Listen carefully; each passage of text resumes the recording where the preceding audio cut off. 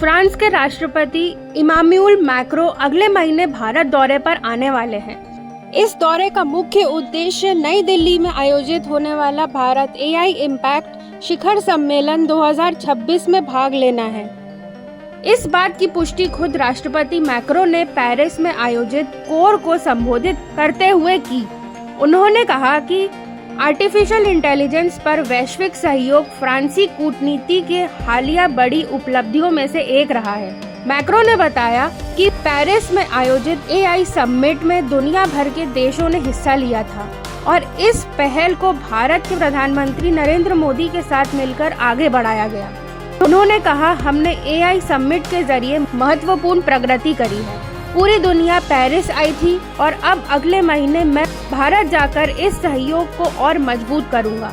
AI impact शिखर सम्मेलन 2026 का आयोजन 19 और 20 फरवरी को नई दिल्ली में किया जाएगा। इस सम्मेलन की घोषणा प्रधानमंत्री मोदी ने फ्रांस में आयोजित एआई एक्शन समिट के दौरान करी थी।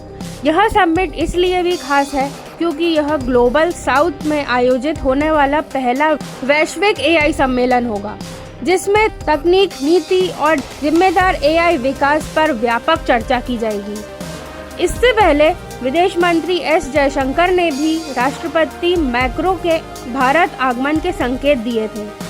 जयशंकर ने कहा था कि भारत और फ्रांस द्विपक्षीय संबंधों के साथ साथ अंतर्राष्ट्रीय मोर्चों पर भी मिलकर सक्रिय भूमिका निभा रहे हैं। उन्होंने बताया कि दोनों देश बहुध्रुवीय विश्व व्यवस्था के समर्थन में है और ब्रिक्स, G7 और G20 जैसे मोर्चों पर उनकी साझेदारी वैश्विक स्थिरता के लिए अहम साबित हो रही है।